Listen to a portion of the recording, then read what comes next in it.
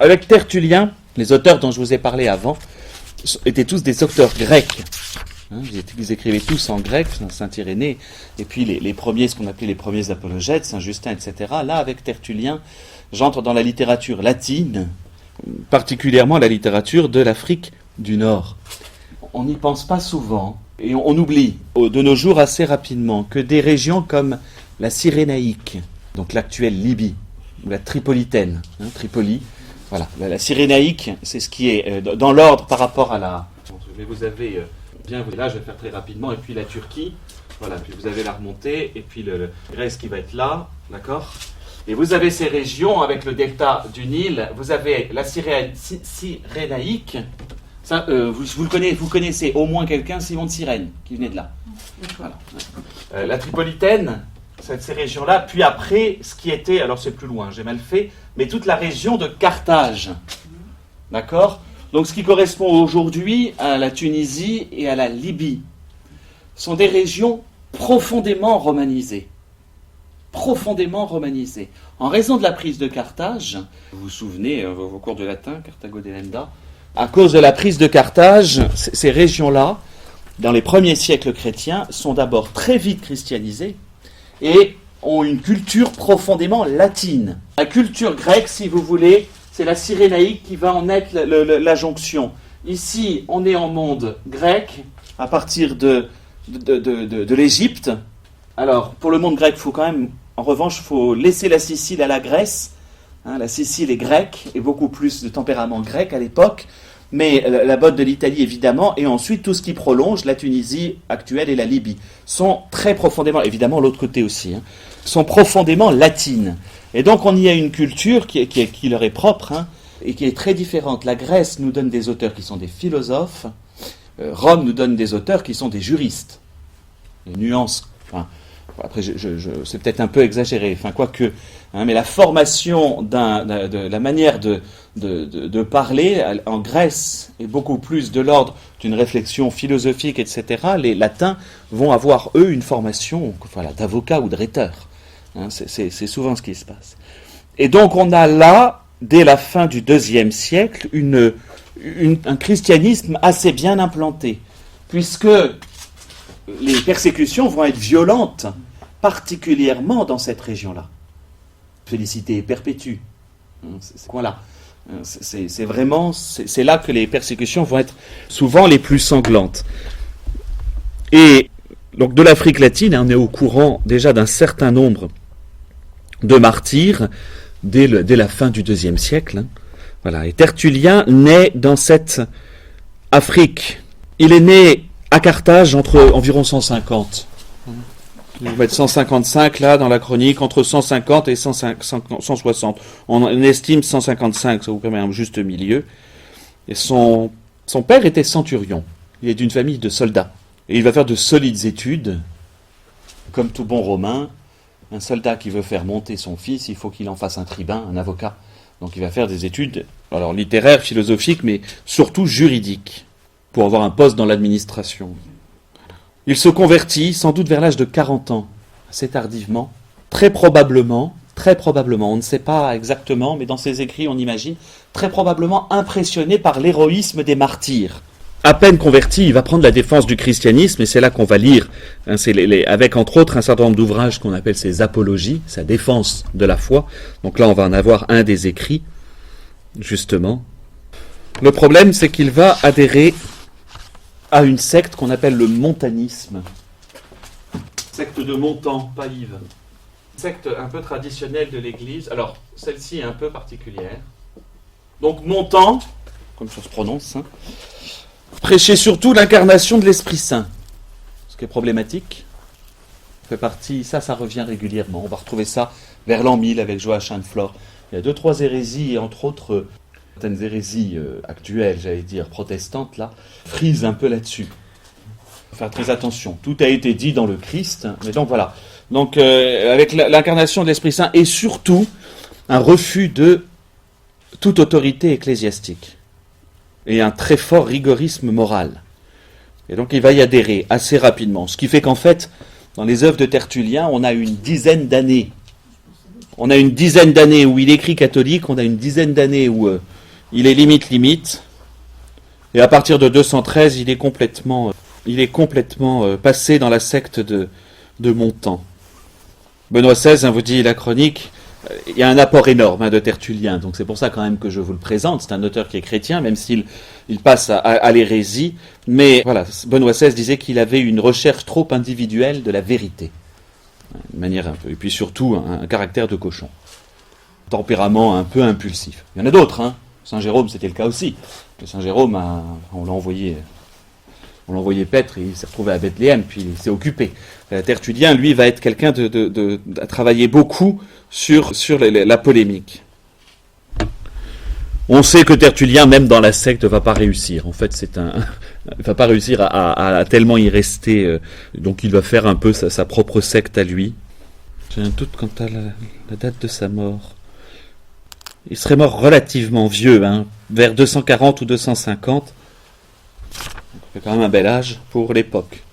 Il ne va pas traverser, il va traverser, et il va pas subir les persécutions, il va traverser la période de persécution. Là où il nous intéresse, c'est d'abord qu'il va créer un mot de vocabulaire qui va nous être plutôt intéressant dans l'histoire du christianisme, puisque c'est lui qui va évoquer la possibilité que Dieu puisse être trois en un, et c'est lui qui va inventer le mot Trinité. C'est de lui que nous tenons l'expression même de Trinité. C'est un néologisme qu'il crée, tout simplement. Et en fait, c'est lui qui crée la langue à partir de là, qui va vraiment créer la langue de la liturgie, de la théologie latine. C'est souvent à partir de lui qu'on va utiliser un certain nombre de termes. De grands saints, Saint Cyprien par exemple, le lisait régulièrement. Bon, parmi ces œuvres, celle qui m'intéresse le plus, c'est celle qui vous est présentée là, parce que, vous allez voir, c'est assez étonnant. On est en pleine crise de persécution, entre autres de Septime Sévère. Elles sont assez importantes comme persécution à ce moment-là. Et dès sa conversion, je vous disais, Tertullien va écrire ses œuvres d'apologétique, ses œuvres de défense de la foi, particulièrement dans les calomnies que l'on peut dire sur le christianisme. Vous allez voir, ce texte est assez étonnant. Je vous le lis et ça va parler de lui-même. Donc c'est dans l'apologétique, et c'est au chapitre 9. Pour mieux réfuter ces calomnies, entre autres, vous savez que parmi les calomnies, on disait que les chrétiens se réunissaient de nuit dans une pièce, prenaient un nouveau-né, le couvraient de farine, le coupaient en morceaux et le mangeaient. Quand on veut tuer son chien, on l'accuse d'avoir la rage. Donc on donnait un certain ordre. Voilà. Pour mieux réfuter ces calomnies, je vais montrer que c'est vous qui commettez ces crimes, partis en public, partis en secret, et c'est peut-être pour cette raison que vous les avez crus de nous. Les enfants étaient immolés publiquement à Saturne, en Afrique, jusqu'au proconsulat de Tibère, qui fit exposer les prêtres même de ce dieu attachés vivants aux arbres même de leur temple, qui couvraient ces crimes de leur ombre. Comme à autant de croix votives, je prends à témoin les soldats de mon père qui exécutèrent cet ordre du proconsul. Saturne qui dévore ses enfants, et donc le culte de Saturne ont sacrifié les enfants. Mais aujourd'hui encore, cet exécrable sacrifice continue, en secret. Les chrétiens ne sont pas les seuls qui vous bravent, il n'est pas de crime qu'on puisse extirper pour toujours, et jamais un dieu ne change de mœurs. Il pratique bien l'ironie aussi, Tertullien. Saturne, qui n'épargna pas ses propres enfants, aurait naturellement continué à ne pas épargner les enfants étrangers. Mais c'étaient leurs propres parents qui venaient les lui offrir eux-mêmes, qui s'engageaient de bon cœur et qui caressaient leurs enfants pour les empêcher de pleurer au moment où ils étaient immolés. Et pourtant, grande est la différence entre l'homicide et le parricide. Chez les Gaulois, c'étaient des hommes faits qu'on sacrifiait à Mercure. Je laisse à leur théâtre les tragédies de la Tauride.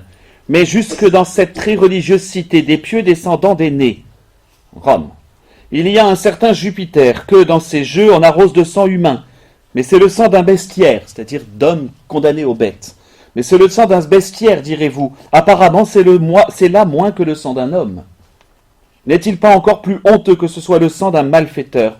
Ce qui est sûr du moins, c'est qu'il est versé par un homicide. Oh, le Jupiter chrétien est fils unique de son père pour sa cruauté.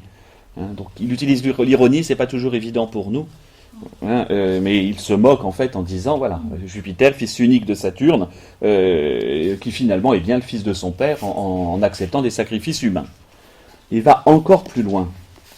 Mais puisqu'un infanticide est toujours un infanticide, peu importe qu'il soit commis par religion ou par caprice, à part toutefois la différence que fait le parricide, je vais m'adresser maintenant au peuple. Combien de ces hommes qui nous entourent et qui sont avides du sang des chrétiens, combien même d'entre ces gouverneurs, pour vous si justes et si sévères pour nous, voulez-vous que j'accuse devant leur conscience parce qu'ils tuent les enfants qui viennent de leur naître ? Et s'il y a encore une différence quant au genre de mort, je vous dirai qu'il est assurément plus cruel de torturer leur âme dans l'eau ou de les exposer au froid ou à la faim ou aux chiens. C'est la mort par le fer que choisirait un homme fait. Quand un homme ne voulait pas reconnaître son enfant, on l'exposait, c'est-à-dire qu'on mettait l'enfant dehors. L'enfant qui venait de naître, je ne le reconnais pas, on le met dehors. Donc on le laisse mourir, etc. Ce qu'il dit, autant le tuer directement. Non, on n'en prend même pas la responsabilité. Quant à nous, l'homicide nous étant défendu une fois pour toutes, il ne nous est même pas permis de faire périr l'enfant conçu dans le sein de la mère, alors que l'être humain continue à être formé par le sang. C'est un homicide anticipé que d'empêcher de naître, et peu importe qu'on arrache l'âme déjà née ou qu'on la détruise au moment où elle naît, c'est un homme déjà ce qui doit devenir un homme, de même tout fruit est déjà dans le germe. C'est ordinaire, hein ? Donc la condamnation par les chrétiens de l'avortement date de 197. C'est pas une petite parole lancée en l'air par Paul VI en 68. Intéressant, hein ? Avec cet argument, c'est un homme déjà ce qui doit devenir un homme. Logique, imparable. Si vous voulez, voilà. De même, tout fruit est déjà dans le germe. Et il y a déjà l'âme, il le dit. Ah oui, en plus, ça pour le coup, il n'y a pas de problème. 197, c'est peu dire, hein. Donc voilà pourquoi le texte de Tertullien est intéressant. Alors il le fait de manière un peu ironique, évidemment, et puis c'est un combattant, hein. C'est vraiment, il va au pugilat dès qu'il peut, mais l'air de rien, quelle leçon. Quand on vous dit, non mais c'est un truc qu'on a... non. Rome avait inventé déjà l'avortement, et en l'occurrence, la condamnation est nette depuis 197. Comme ça, vous avez au moins son pendant. Voilà un peu pour Tertullien. Les autres œuvres, hein, c'est surtout ça qui va m'intéresser. Donc il y a quand même sa réflexion, entre autres sur le baptême et la pénitence. Il va avoir un certain nombre d'écrits, hein, mais c'est vraiment l'apologétique qui est incomparable. C'est un chef-d'œuvre vraiment d'argumentation. Et vous voyez que c'est une argumentation qui est encore très très très contemporaine. Voilà. C'est surtout pour ce texte-là que je voulais vous en parler. Parce que souvent on n'a pas connaissance de ces textes qu'on a parfois sous le coude. Enfin, sous le coude, c'est pas évident à trouver obligatoirement Tertullien, mais encore que si, maintenant sur Internet on trouve tout. Mais que là, voilà, vous avez un argument supplémentaire qui est un argument de l'histoire. Et quand des protestants légitiment l'avortement, alors ils ont quand même du mal, mais certains le font. Vous avez que Tertullien, ils le prennent parmi les premiers penseurs de l'Église quand même. Donc on a toujours aussi ces arguments-là. C'est toujours bon à avoir sous le coude, ce genre de texte. Autre auteur, alors qui n'est pas un saint, en règle générale, quand je vois les textes des premiers siècles, je préfère m'appuyer sur les grands saints. Mais vous en avez un qui est quand même un peu particulier qui est particulier et surtout qui a une très très grande, alors je repasse en monde grec, mais qui a une part extrêmement importante dans toute la réflexion, surtout vis-à-vis de l'écriture, dans les siècles qui vont venir, c'est Origène. Pour le coup, je suis passé de l'autre côté, je suis en monde grec, il est égyptien, hein, sans doute alexandrin. Voilà, il est né vers 185, en Alexandrie, avec un père martyr. Son père, c'est Saint Léonide. D'une famille a priori bien cultivée. Son père qui va lui apprendre les premières lettres, mais surtout qui va lui faire apprendre par cœur des passages de l'écriture. Voilà. Et très rapidement, on va avoir le premier enfant précoce. Ouais. Aujourd'hui, c'était la mode, mais avec Origène, on en a un d'enfant précoce, là, et qui va très vite développer un certain nombre d'études. Donc, il assiste au martyre de son père, et son père lui-même va lui écrire en l'exhortant au martyre, en lui disant, voilà, une grande relation entre les deux. Il suit les leçons. Alors, les évêques à l'époque donnent eux-mêmes les cours de catéchisme. C'est assez amusant. Donc, de Saint Clément d'Alexandrie. Et à l'âge de 18 ans, c'est à lui que l'évêque suivant, Démétrius, confie l'école de catéchèse d'Alexandrie. Donc il se retrouve catéchiste. Il y avait des... Tout ça était c'est très important. Hein. Tout était dans la fonction des évêques. C'est eux d'abord qui avaient tout. Mais ils confiaient à l'un ou à l'autre, en fonction de leur capacité, une charge. Or, s'il prend dès l'âge de 18 ans la charge de la catéchèse, c'est pas les enfants, hein, pour le coup, c'est les adultes. Hein, c'est les adultes qui vont ou qui viennent d'être baptisés. On est aussi, hein, pendant les édits de Septime Sévère et les persécutions ont lieu, Origène va attirer sur lui un certain nombre la rage en tout cas d'un certain nombre de païens. C'était quelqu'un de très très zélé, très attaché à l'écriture. Or, petit souci, il était tellement zélé qu'il va prendre au pied de la lettre, il y en a qui se font eunuques pour le royaume. Il va s'automutiler. Alors on n'arrive pas très bien à savoir si c'est par peur d'un manque de chasteté ou si c'est par une application nette de la parole de Dieu. C'est juste un peu problématique. Entre autres parce que dans quel cas il ne peut pas devenir prêtre. Le fait de ne pas avoir tous les moyens, l'intégrité du corps, ne pouvait pas permettre d'être prêtre. Donc dans ce zèle-là, voilà, il s'émascule. L'évêque va pas apprécier, il va pas tellement apprécier. Et comme il part un petit peu en disgrâce vers l'âge de 25 ans, il éprouve le besoin de faire un voyage d'études. Donc il enseigne depuis qu'il a 18 ans, il éprouve le besoin de faire un voyage d'études. Il passe en tout cas, a priori, en Grèce, à Antioche, en Palestine, en Arabie, à Rome. Et alors, il arrive une chose qui va vraiment provoquer la colère de l'évêque d'Alexandrie. En Palestine, il va prêcher alors qu'il est laïc, tout simplement. Je vous rappelle que les laïcs ne peuvent pas prêcher, hein. Non, parce que j'en ai vu faire, c'est pour ça.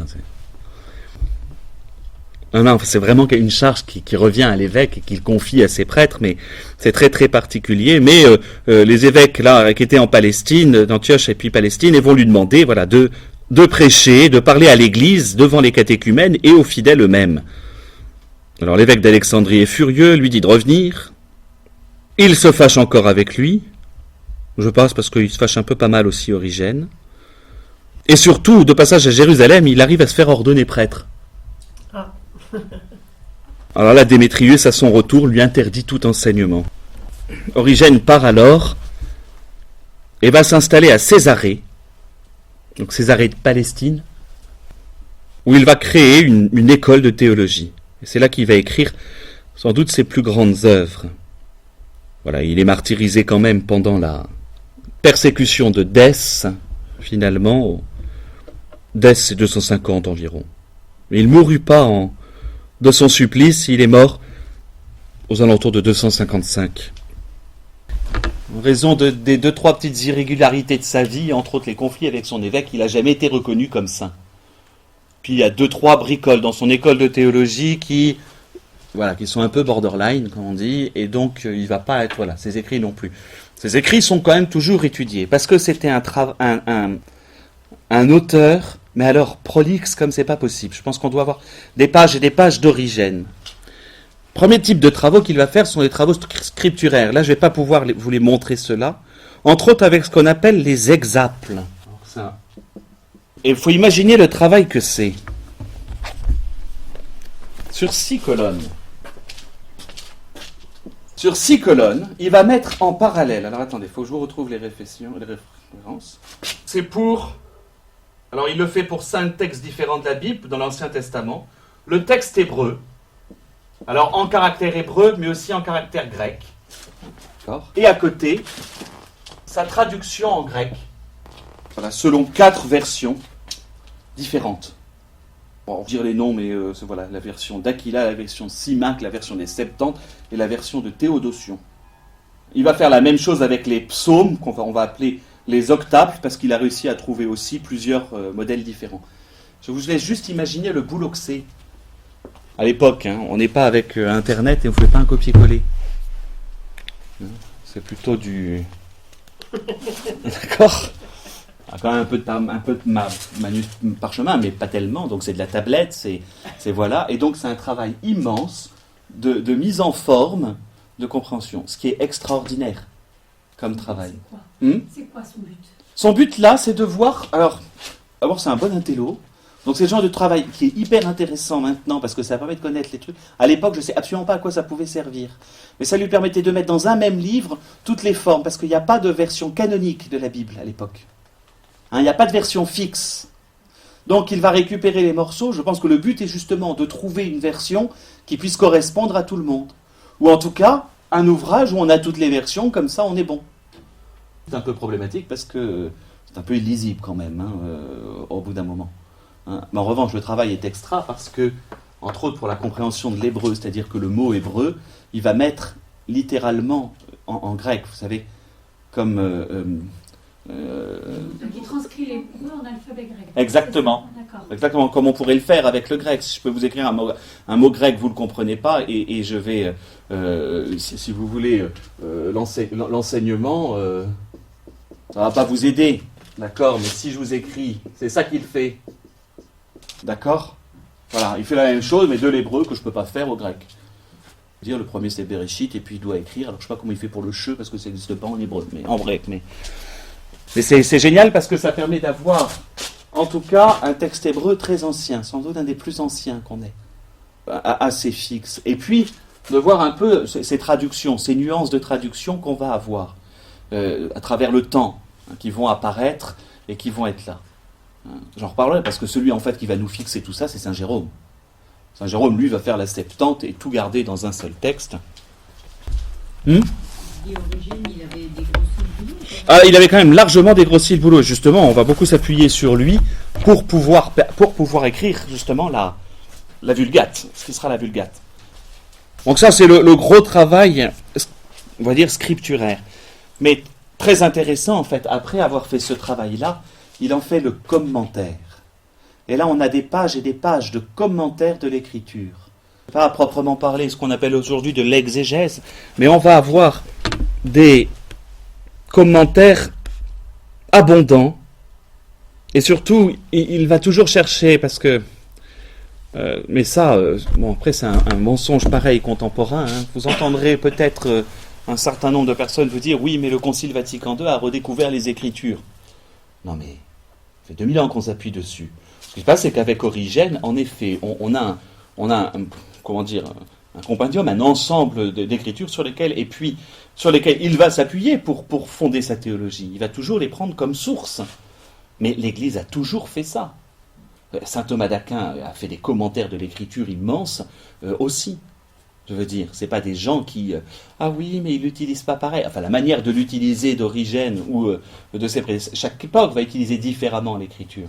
C'est vrai, pour le coup. Donc, il faut faire très attention. En revanche, c'est vrai que c'est Origène qui met en place cette méthode-là. Je vous dis l'introduction, là, vous avez là, pour Benoît XVI, voilà, c'est la pensée chrétienne par la fondation de la théologie dans l'explication des Écritures. C'est ainsi que Benoît XVI l'appelle. On a, voilà, de nombreux héritiers d'Origène, Saint Augustin, Saint Jérôme, les pères cappadociens dont on parlera. Voilà. L'œuvre était très, très ample, simplement on n'a pas tout. Il nous en manque une très très grande partie. Et elle est surtout transmise par d'autres. C'est comme ça qu'on connaît un peu son œuvre. Dans la bibliothèque d'Alexandrie. Oui, qui brûle peu après, oui. Elle brûle à cause des Arabes, brûle à l'invasion. Et sans doute, tout était complètement là. Tout a été détruit au VIe siècle, au VIIe siècle. Daesh n'a rien inventé. Chose très très importante dans toute sa théologie, et ça il faut en fait le retenir, parce qu'en fait c'est ce que l'on dit en définitive aussi, enfin en reprenant l'épître aux Hébreux, c'est le sens de Noël. Dans le Verbe incarné, voilà, le Verbe, le Fils, est le seul chemin vers le Père. Il y a eu vraiment quelque chose d'exceptionnel en lui. Et reprenant évidemment le dogme de la Trinité, vraiment, Origène va vraiment redire fortement que tout passe par le Fils. Ce qui n'était pas encore évident. Pour nous, ça peut le paraître. Et ce qui n'était pas encore totalement évident à l'intérieur de la théologie. Donc, c'est le fameux, il était là, il m'aurait servi. C'est le triangle que je fais aux enfants. Bon schéma. Toujours ça aux enfants. Corrige, qu'est-ce qui se passe avec Origène ? Il réexplique cela. Le Père, le Fils et le Saint-Esprit. Ici, la vie trinitaire, Dieu veut la donner à l'humanité. Il veut la donner à l'humanité pour que l'humanité la lui rende. Il s'avère que le péché originel coupe totalement cette relation. Comment redonner à l'humanité cette grâce de Dieu ? C'est ça en fait qui se passe, et tous les sacrements vont agir ainsi.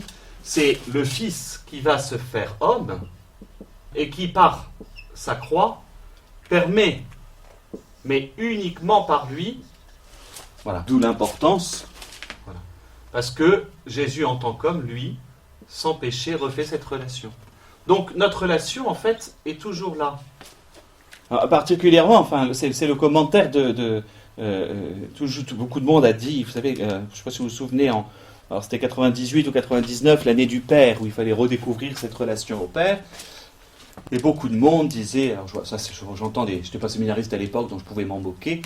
Après, je m'en suis moins moqué quand moi-même je l'étais, mais c'était la prise de tête. Oui, il faut qu'on augmente notre connaissance du Père. On s'est trop appuyé sur la christologie dans la foi catholique. Il faut quand même retrouver une théologie du Père. Eh bien, c'est une erreur. Philippe qui m'a vu, a vu le Père. Et toute la théologie catholique consiste, quoi ? En la connaissance de Jésus. C'est pareil, Quentin. Moi, ça m'agace. Il faut développer une pneumatologie. Bon, j'ai pas envie d'être malade, d'abord. Et ensuite, la pneumatologie, donc science de l'Esprit Saint, je ne peux la comprendre que là, parce que l'Esprit Saint, c'est quoi ? C'est cette relation du Père et du Fils. Et donc, Origène va être le premier à dire, tout passe, tout passe par Jésus. Et ça, pour la compréhension de la Trinité, c'est très très particulier. Rien ne peut aller vers Dieu sans passer par le Christ. De toute façon. C'est pas hors de l'Église point de salut, mais hors du Christ, pas de salut, oui. En vertu d'une chose, et c'est pas Jésus en plus qui l'a dite, en vertu de ce que Pilate a dit. Voici l'homme. Et donc Jésus en lui concentre la totalité de l'humanité qui permet justement le salut. C'est très important dans notre compréhension des choses. D'où, désolé, il y a tout un reportage actuellement, il revient toujours sur ces questions-là, mais Dieu et Mahomet, un truc mais toujours pareil, non, mais c'est la même chose que Mahomet. Mais non, Mahomet n'a pas dit la même chose. Nous croyons uniquement qu'on peut atteindre le salut par Jésus. Point. Donc là, il ne faut pas faire de confusion. Surtout pas. Non, mais vous comprenez, c'est très important. Et en fait, c'est grâce à Origène. Alors simplement, Origène, va y avoir quelques imprécisions. Mais est-ce qu'on peut exiger à quelqu'un au IIIe siècle d'avoir la précision qu'il y aura au Ve ? Bon, j'en doute, et que, voilà, alors il y a des personnes qui... Mais il y a une ou deux imprécisions, on a l'impression que Jésus est inférieur au Père. Ce qui est vrai dans son humanité. Ce qui est faux dans sa divinité. Sauf qu'à ce moment-là, la question de l'union hypostatique n'est pas encore gagnée dans la théologie. Mais Origène, en tout cas, initie ça en disant « Il n'y a que par Jésus que l'on peut obtenir le salut. Et qu'il n'y a que lui qui nous obtient cette relation. » C'est-à-dire qu'il s'offre à nous pour pouvoir nous offrir au Père. Là, il réexplique. Et donc, c'est le premier texte qu'on a d'Origène. C'est le texte 21, il est à la page 90, là. Où il commente Saint Jean, l'évangile de Saint Jean. Le Fils unique est vérité, car selon la volonté du Père, il embrasse entièrement et avec une clarté souveraine la science de l'univers, et en tant que vérité, il en fait part à chacun selon son mérite. Quelqu'un se demandera peut-être si tout ce que le Père connaît selon la profondeur de la richesse de sa sagesse et de sa science, notre Sauveur le sait, et sous prétexte de glorifier le Père, il déclarera que le Père connaît certaines choses que le Fils ignore. Le Dieu inengendré refusant de se laisser égaler par les perceptions qui cherchent à le saisir. Mais il faut réfléchir au fait que le Sauveur est la vérité, et il convient d'ajouter que si la vérité est entière, elle n'ignore rien de vrai. Sinon la vérité défaillante buterait sur ce qu'elle ne connaît pas, et qui, d'après ces gens-là, ne trouverait que dans le Père, d'après ces gens-là, ne se trouverait que dans le Père seul. Qu'ils viennent donc nous montrer qu'il y a des objets connus qui ne sont pas compris dans le terme de vérité et qui lui sont supérieurs. En gros, parce que c'est la méthode, en plus c'est la méthode orientale, Donc on a toujours l'impression un peu de tourner autour du pot. Hey, si vous me dites que le Père connaît des choses que le Fils ne connaît pas, ça ne marche pas. Alors vous allez me dire, il y a un passage dans l'Évangile où Jésus dit, la fin même le Fils ne connaît pas. Alors ça va être toujours un point d'achoppement. La question en fait de la date, le Fils ne connaît ni la date ni l'heure, le Fils en son humanité. Parce que tout ce que le Père est à moi, il y a des choses qui dans l'intelligence du Fils en tant qu'homme, un peu le problème avec Jésus, il faut tenir les deux. Homme et Dieu. En règle générale, c'est le problème de la théologie catholique. On est obligé de tenir un peu des extrêmes à chaque fois. Et donc ce qu'Origène dit, si le Fils est la vérité, si Jésus dit « je suis la vérité », c'est qu'il a connaissance de toutes choses. En tout cas, tous les mystères de Dieu, il les partage. Il est clair que le principe de la vie pure et sans mélange d'aucune sorte se trouve à proprement parler dans le premier-né de toute créature. L'ayant reçu de ce principe, ceux qui participent du Christ vivent la vraie vie, tandis que ceux qui ont l'air de vivre en dehors de lui n'ont pas la vraie vie, tout comme ils n'ont pas la vraie lumière. Aujourd'hui, je dis ça dans une homélie, je me fais lyncher. C'est vrai. Ce que je suis en train de dire, c'est si vous n'êtes pas avec le Christ, vous êtes contre lui. Vous n'avez pas la lumière. Mais c'est vrai. C'est une vérité de foi. Sinon, laissons tomber, toutes les religions se valent. C'est la question. Tiens, celle-là, je ne vous ai pas encore répondu. Mais ça, c'est plus les ados. Comment répond-on à des adolescents qui vous disent « Oui, mais toutes les religions se valent ?» On va faire ça en janvier. On va faire ça en janvier. Parce qu'il n'est pas possible d'être dans le Père ou auprès du Père sans être parvenu d'abord en s'élevant de terre jusqu'à la divinité du Fils, par laquelle on peut être mené à la béatitude même du Père. Le Sauveur est appelé la porte. Je suis la porte des brebis, enfin voilà. Par amour pour les hommes et parce qu'il accueille n'importe quelle inclination vers le bien, même de la part des âmes qui ne se hâtent pas vers le Verbe, mais dont le caractère est doux et bon, sans qu'elles l'aient recherché, mais d'une manière instinctive comme les bêtes, il est berger, car le Seigneur sauve les hommes et les bêtes. Et ça, c'est excellent. C'est-à-dire qu'il rajoute quand même, Origène, c'est toujours un peu compliqué, parce qu'il utilise beaucoup d'images, que toute personne qui cherche quand même à faire le bien est de toute façon attirée par Jésus. Donc ça marche quand même. Ça veut dire quelqu'un qui, par inclination de sa propre nature, cherche à faire le bien, en gros peut être sauvé, si vous voulez. Mais pourquoi ? Parce que ça passe encore par Jésus. Simplement, la comparaison va un peu loin, car le Seigneur sauve les hommes et les bêtes. C'est parfois un peu... Mais il faut être honnête, sinon à quoi bon ? On retombe là-dessus, très vite. Et il y a bien une suite du Christ qui est nécessaire. C'est Jésus que l'on suit, que l'on écoute, auquel on s'attache pour pouvoir basculer tranquillement ensuite vers l'œuvre. Donc voilà un des textes d'Origène. Vous en avez d'autres, je voulais au moins vous en lire un, parce que je ne vais pas tous les faire. C'est quoi qui sonne ? C'est moins le quart ? Je voudrais bien faire Saint-Cyprien alors, pour vous en avoir vu un troisième. Donc vous en avez deux autres qui sont des commentaires sur Saint-Luc, où il commente entre autres le Magnificat, si vous avez, et la parabole du bon Samaritain aussi. Si par exemple, voyez, juste pour que vous ayez la méthode, très rapidement, juste le texte sur le commentaire, alors c'est le texte page 98, juste le petit commentaire qu'il fait de la parabole du bon Samaritain, vous la connaissez tous, donc nous allons donner en peu de mots la signification de la parabole. Hop, il va nous faire un... Cet homme, on peut l'entendre d'Adam, ou bien de la doctrine qui concerne l'homme, la vie qu'il menait dans le principe et la chute causée par la désobéissance. Donc celui qui est vandalisé. Jérusalem signifie le paradis, ou la Jérusalem d'en haut. Jéricho, c'est le monde. Les brigands sont les puissances adverses, soit les démons, soit les faux maîtres qui se présentent avant le Christ. Les blessures sont la désobéissance et les péchés. L'homme est dépouillé de ses vêtements, c'est-à-dire qu'il perd l'incorruptibilité et l'immortalité, et qu'il est privé de toute vertu. Il est laissé à demi-mort parce que la mort a atteint la moitié de la nature humaine, car son âme demeure immortelle. Le prêtre, c'est la loi. Le lévite, ce sont les prophètes. Le samaritain, c'est le Christ qui a revêtu la chair par Marie. La bête de somme, c'est le corps du Christ. Le vin, c'est sa parole qui instruit et qui corrige. L'huile, c'est la doctrine de la charité et celle de la pitié ou miséricorde. L'autellerie représente l'Église et l'hôtelier l'ensemble des apôtres et de leurs successeurs, évêques et didascalies des églises, ou encore les anges préposés à la garde de l'Église. Les deux deniers sont les deux testaments, l'Ancien et le Nouveau, ou la charité envers Dieu et envers le prochain, ou bien encore la connaissance du Père et du Fils. Le retour du Samaritain, enfin, c'est le second avènement du Christ. Voilà, manière d'interpréter le bon Samaritain. Saint-Cyprien, alors, même si on ne peut pas l'étudier, voilà, je voudrais avoir vu ces trois-là, j'avais dit. Ça, à la rentrée, en janvier, on fera. Les pères cappadociens, oui, il y aura des questions de théologie compliquées à la rentrée. Comme ça, c'est bien. Vous serez prêts. Non, mais les querelles théologiques. Comme ça, j'arriverai au concile, les textes des conciles, pourquoi on a un credo de Nicée, Constantinople, etc. Enfin voilà, ces questions-là, voilà. Comme les fêtes sont toujours très reposantes, les fêtes de Noël, je suis sûr que vous serez bien dispo. Saint-Cyprien, vous savez que Saint-Cyprien, dans la liturgie, donc est toujours fêté en même temps que le pape qui lui est contemporain, donc Saint Corneille et Cyprien. Zogone comme Damien et tous les saints. Et donc, Saint-Cyprien de Carthage, avec lui, on revient en monde latin, et on revient avec quand même, là, pour le coup, dans la ville de Carthage, qui est une des cités les plus florissantes, hein.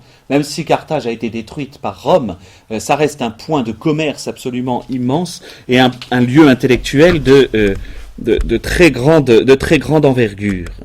Il fut évêque et martyr, et néanmoins martyr. Né au début du IIIe siècle, vers 205, on connaît assez peu le début de sa vie, mais on sait qu'il était néophyte. Alors, c'est-à-dire tout juste baptisé, quand il a été nommé évêque. Alors, c'est le plus grand évêque d'Afrique, l'évêque de Carthage. Hein. Oui, exactement. Alors, attendez, on aura Saint-Ambroise. Saint-Ambroise, il n'était même pas baptisé. Ah bon, d'accord. C'était un laïc, il était préfet et Ah ouais. un enfant dans la foule, Ambroise évêque, toute la foule a fait Ambroise évêque. Bon ben pouf pouf, on va le baptiser, on va l'ordonner prêtre, on va l'ordonner évêque. Allez hop. C'est la foule. Une voix dans la foule, un enfant. La légende veut que ce soit un enfant dans la foule, Ambroise évêque. Bah l'air de rien, ils n'ont pas eu tort. Hein. Parce que grâce à lui, on a Saint-Augustin derrière aussi. Hein. Donc voilà.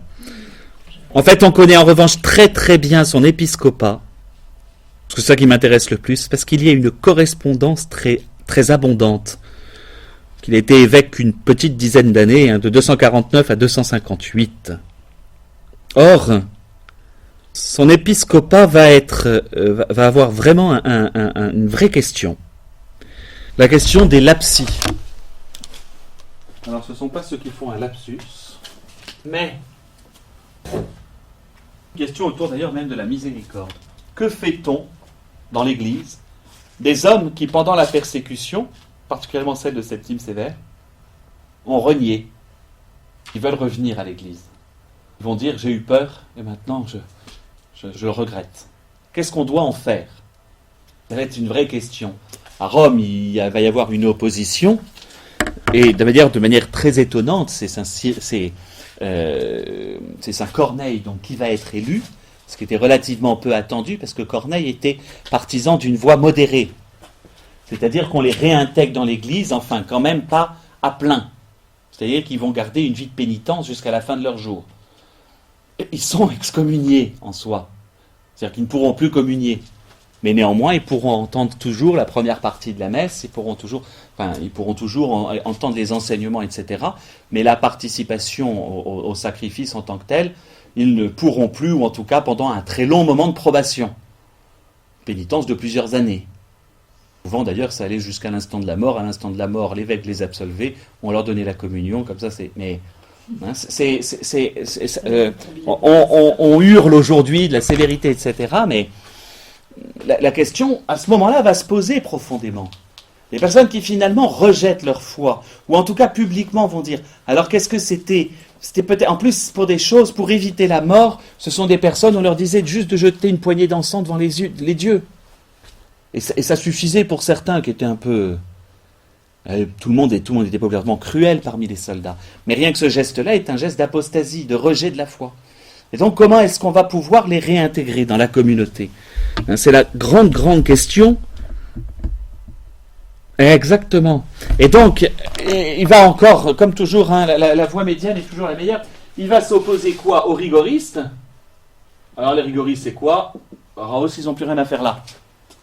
Et de l'autre côté, on va avoir évidemment toujours l'opposé, les laxistes.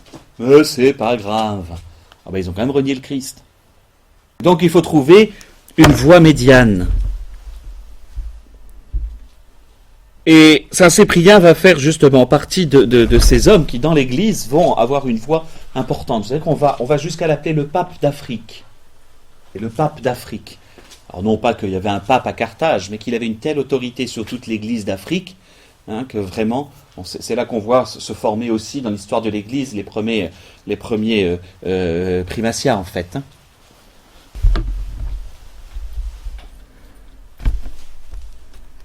Avec une centralisation particulièrement réussie de la discipline. En fait, il va y avoir une vraie centralisation en fonction de ce qui sera décidé. Il y a plusieurs conciles à Carthage, alors des conciles qu'on appelle provinciaux, mais vraiment, c'est en Afrique que ça va naître réellement.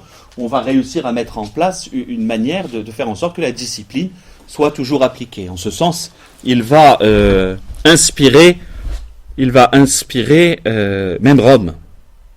Et il va même défendre la tradition africaine contre certaines personnes autour de l'évêque de Rome, autour du pape, qui disaient qu'il fallait rebaptiser. Alors par exemple, quelqu'un qui était chez les rigoristes, donc qui ne voulait pas des laxistes, et puis qui finalement veut revenir dans l'Église. Qu'est-ce qu'on fait? Surtout si par exemple ces enfants ont été baptisés par des rigoristes, donc alors le texte là vous dit hérétiques, on va dire des schismatiques à ce moment-là. Schismatiques, c'est ceux qui ont coupé. Hérétiques, c'est qu'il y a quand même un changement de foi profond. Qu'est-ce qu'on fait? Et alors à Rome, on disait, on rebaptise. Parce que le baptême reçu, étant en coupure avec l'Église, n'est pas bon. Vous savez que ce n'est pas le sentiment de l'Église. Encore aujourd'hui. On suit toujours la voie de Saint Cyprien. Quelqu'un qui a été baptisé, alors à moins que ce soit une secte, ou reconnu comme tel, un mormon, n'est pas baptisé. Parce qu'il y a une modification par rapport aux Écritures et même dans le sens même du baptême. Mormon, par exemple, c'est pas des protestants. Ouais, alors c'est quand même schismatique. Là, c'est plus que schismatique, c'est hérétique, parce que c'est une religion parallèle. On sera très embêté avec un mormon.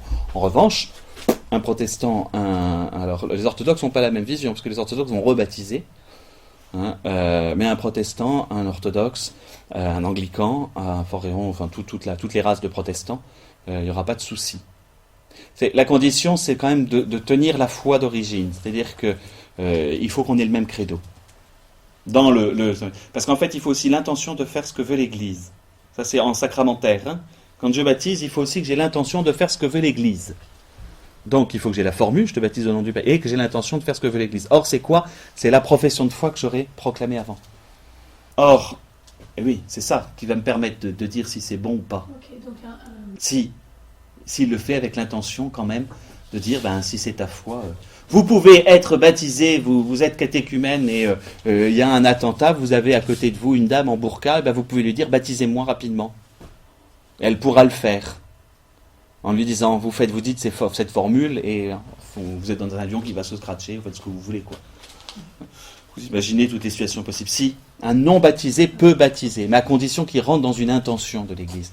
En l'occurrence, le baptême mormon ne proclame pas la même foi. On a le même credo quand même avec les protestants, les orthodoxes et les catholiques. Le même credo, puisqu'on revient tous à la foi de Nicée-Constantinople. Après, ça devient un peu plus compliqué avec les Coptes. Ils s'arrêtent à Chalcédoine, ils vont pas après. Ils sont monophysites. C'est pas une maladie, mais c'est un peu compliqué quand même. Enfin, j'en reparlerai en temps et en heure. Donc voilà. Donc mais ça va être une vraie question. Et c'est une question. Et Saint Cyprien, à Rome, on dit, on rebaptise. Parce que c'est un signe de communion, le baptême. Saint Cyprien va dire non. Non, en vertu, et justement. Et donc il va être le premier auteur à avoir un traité sur l'Église. Sur ce que c'est que l'Église. On réfléchit, comme ça on réfléchit au Christ, mais il faut aussi quelqu'un qui va donner un sens sur ce qu'est l'Église. Et c'est ce magnifique ouvrage qui s'appelle l'unité de l'Église. C'est dans ce texte-là. Donc Saint Cyprien va prôner la validité au nom de l'unité de l'Église, quoi qu'il arrive. Et qu'est-ce que c'est de l'unité de l'Église? C'est le fait de tous entourant le siège de Pierre. Il va aussi très très tôt insister sur l'importance de Rome en tant que telle. Donc voilà ce qu'il écrit. Le Seigneur nous avertit en ces termes: qui n'est pas avec moi est contre moi, et qui n'amasse pas avec moi dilapide. Celui qui brise la paix et la concorde du Christ agit contre le Christ. Celui qui amasse ailleurs que dans l'Église dilapide l'Église du Christ. Le Seigneur déclare: le Père et moi nous sommes un, et il est encore écrit à propos du Père, du Fils et de l'Esprit Saint, et les trois sont un. Y a-t-il quelqu'un pour croire que cette unité qui a pour origine la solidité de Dieu et donc la cohésion repose sur les mystères célestes pour être déchirée dans l'Église, peut-être déchirée dans l'Église, peut-être mise en morceaux parce que des volontés en conflit cherchent à la briser? Ça c'est génial, hein, faudrait lire ça juste avant ça aux journalistes juste avant les synodes là. Non, voilà. Celui qui ne garde pas cette unité ne garde pas la loi de Dieu, ne garde pas la foi au Père et au Fils, ne garde pas la vie et le salut. Donc celui qui va déchirer l'unité, déjà, première chose. Ce mystère de l'unité, ce lien d'une concorde à la cohésion infrangible, se trouve manifesté lorsque dans l'Évangile, la tunique du Seigneur Jésus-Christ n'est pas le moins du monde partagé ni déchiré, mais qu'un tirage au sort de son vêtement décide qui doit de préférence revêtir le Christ, en sorte que le bénéficiaire reçoit cet habit intact et possède la tunique sans qu'elle ait été endommagée ni partagée. L'écriture divine s'exprime en ces termes: quant à sa tunique, parce qu'elle était faite depuis le haut, non de morceaux cousus, mais d'un tissu d'une seule pièce, ils se dirent les uns aux autres: ne la déchirons pas, mais tirons au sort qui de nous doit l'avoir. Le Christ portait sur lui l'unité qui vient du haut, c'est-à-dire du ciel et du Père, absolument indéchirable pour qui la recevait en possession et assuré de garder sa solidité une fois pour toutes, totale et stable de manière infrangible. Il ne peut être en possession de l'habit du Christ celui qui déchire et partage l'Église du Christ. Prendre l'exemple dans un autre passage de l'Écriture, donc c'est lui qui donne cette image de la tunique du Seigneur comme unité vraiment de l'Église. À l'inverse, à l'effet, à l'époque où Salomon mourait, où son royaume et son peuple se déchiraient, le prophète Achias rencontra le roi Jéroboam dans la campagne et il découpa son manteau en 12 morceaux en disant: prends pour toi 10 morceaux, car voici ce que dit le Seigneur, voici que je déchire le royaume de Salomon et je te donnerai le sceptre sur 10 tribus, et 2 lui resteront par considération pour mon serviteur David et pour la ville de Jérusalem que j'ai choisie pour y faire résider mon nom. Les 12 tribus d'Israël subissaient une déchirure, alors le prophète Achias découpa son manteau. Mais parce que le peuple du Christ ne peut connaître la déchirure, sa tunique tissée d'une seule pièce et d'un seul tenant n'a pas été partagée entre divers possesseurs. Indivise en un seul morceau et d'une seule venue, elle manifeste la concorde qui tient uni le peuple que nous formons, nous qui avons revêtu le Christ. Par le mystère et le signe de son vêtement, il a mis en lumière l'unité de l'Église. Qui donc est assez criminel et sans foi, ou rendu assez fou par la fureur de la discorde, pour croire que peuvent être déchirés et pour avoir l'audace de déchirer l'unité de Dieu, le vêtement du Seigneur, l'Église du Christ? Lui-même nous avertit et nous instruit dans son évangile en ces termes: il y aura un seul troupeau et un seul pasteur. Et quelqu'un va estimer qu'en un lieu unique, il peut y avoir plusieurs pasteurs ou plus d'un troupeau? De même, l'apôtre Paul, pour nous faire accueillir cette même unité, conjure et exhorte en ces termes: je vous conjure, frères, par le nom de notre Seigneur Jésus-Christ, de ne dire tous qu'une même chose, de bannir parmi vous les divisions, d'avoir ensemble même sentiment et même pensée. Et à un autre endroit, il dit: vous supportant mutuellement dans l'amour, vous donnant du mal pour préserver l'unité de l'esprit par le lien de la paix. Crois-tu donc que puisse rester debout et en vie celui qui se retire de l'Église, qui va bâtir une autre demeure et une habitation différente, alors qu'il a été dit à celle en qui était préfigurée l'Église: tu rassembleras ton père et ta mère, tes frères et toute la maison de ton père à tes côtés dans ta maison, et toute personne qui passera la porte de ta maison pour sortir sera responsable de ce qui lui arrivera. Juste un passage pour ça c'est excellent. Bon, d'abord, il est un peu raide, c'est ceux qui veulent diviser l'Église à bon entendeur. Il n'y a qu'une seule Église. Ce qui fait que beaucoup d'hérésies vont dire: non mais c'est nous l'Église, à cause de lui. En règle générale. Là c'est la même chose. Mais ça a toujours été des détachements par rapport à l'Église qui se sont opérés. Juste le passage qu'on vient d'entendre: tu rassembleras ton père et ta mère, etc. C'est la prostituée Rahab à qui c'est dit ça. Il prend l'exemple comme préfiguration de l'Église d'une prostituée. Quand même pas mal. En fait, Rahab, vous savez, je ne sais pas si vous voyez l'histoire, à l'arrivée de Josué en Terre Sainte, 2 espions arrivent à Jéricho, la prostituée repère qu'ils sont hébreux, les cache chez elle en leur disant: quand vous prendrez la ville, protégez-moi. Voilà. Et ils vont lui dire: tu resteras dans ta maison, tu accroches un truc écarlate à ta porte, tu restes avec toute ta famille dans ta maison, on promet que personne ne tuera. Si tu sors, en revanche, vous serez tués. Rahab est dans la généalogie de Jésus. Fait partie des femmes qui sont dans la généalogie de Jésus. Voilà. Et de même, dans le mystère de la Pâque, dans la loi du livre de l'Exode, se concentre en ceci qu'un agneau, dont la mort figure celle du Christ, sert au repas d'une seule maison. Dieu le dit en ces termes, il sera consommé dans une seule maison, de sa chair vous ne jetterez rien hors de la maison. La chair du Christ, le saint corps du Seigneur, ne peut être jetée au dehors, et les croyants n'ont pas d'autre maison que l'unique Église. C'est cette maison, c'est ce gîte du parfait accord que l'Esprit désigne et annonce dans les psaumes en ces termes, Dieu qui fait habiter en parfait accord dans la maison. Dans la maison de Dieu, dans l'Église du Christ, on habite en parfait accord, on y demeure dans la concorde et sans malice. À bon entendeur. Et c'est étonnant, parce qu'on est à une période qui n'est pas obligatoirement aisée. Nous, on a à la rigueur une conscience de l'Église, encore que.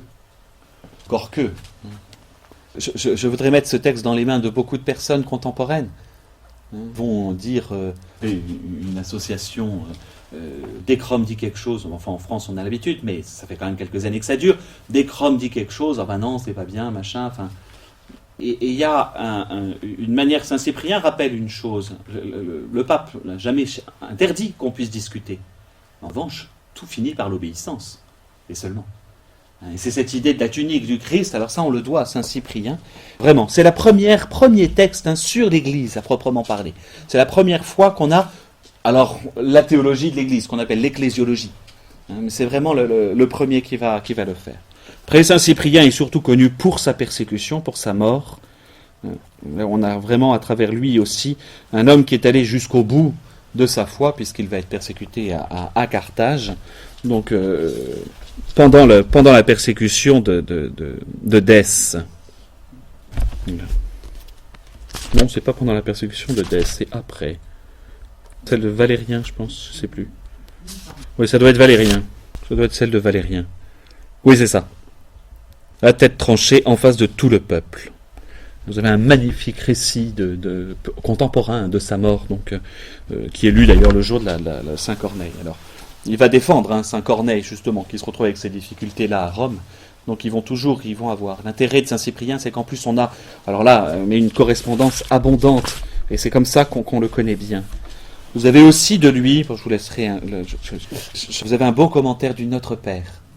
Très très beau commentaire du Notre Père. Voilà. Entre autres sur la compréhension du fait qu'on dise Notre Père et non pas mon Père. C'est pas le mien, c'est le nôtre. Justement, l'esprit d'église. C'est lui qui insiste là-dessus. Voilà, donc je vous laisserai, c'est le texte après, quand vous aurez... Voilà. Prochaine fois, je vous donne comme travail. Alors Hippolyte, j'aurai pas le temps. D'apprendre votre credo. Non, en fait, ça va être... Nicée. D'abord celui de Nicée. Ensuite, de trouver la différence avec celui... non, justement, tiens. C'est celui qu'on fait ici, non ? Alors, celui de Nicée, c'est le premier, il va être complété par celui de Constantinople. Et c'est pas celui le plus court. Donc, je vais un peu voir cette question des deux credos. Si je verrai toute la période. Alors, dans les textes, là, c'est les textes 30 à 35. C'est-à-dire la question des querelles trinitaires. On va faire de la théologie. Bon, c'est pas obligatoirement très très compliqué, mais c'est bien, ça permet d'expliquer des choses. Donc en fait, entre la paix de l'édit de Milan, on a un texte aussi important, et jusqu'au justement, symbole de Nicée, Constantinople, quand on a corrigé le problème de Constantinople. Le symbole de Nicée ne dit rien en fait sur l'Esprit Saint. Vous arrêtez votre credo comme on le dit, mais en arrêtant l'Esprit Saint. Il va falloir rajouter, enfin on dire, et en l'Esprit Saint. Et Constantinople va un peu en rajouter sur l'Esprit Saint. Voilà, je vous remercie de votre attention. On se retrouve au mois de janvier l'année prochaine. 1er janvier est un vendredi.